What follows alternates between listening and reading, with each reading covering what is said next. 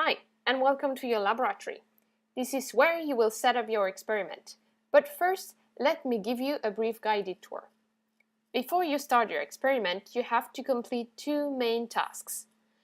First, you need to set up your aquariums, including selecting which species to test and under what conditions.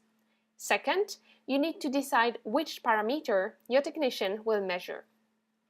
As you know, you can carry out your experiment because you've received a fund of 450 credits. However, you don't have enough credit or space to test everything, so spend your credits wisely. Remember that each aquarium costs 5 credits, and each measurement will cost between 1 and 3 credits per day. Now, let me show you how to set your experiment up. First, you have to install your aquariums on the shelves. To add an aquarium, click on the aquarium icon at the bottom of the screen. Note that your shelves can hold a maximum of 15 aquariums.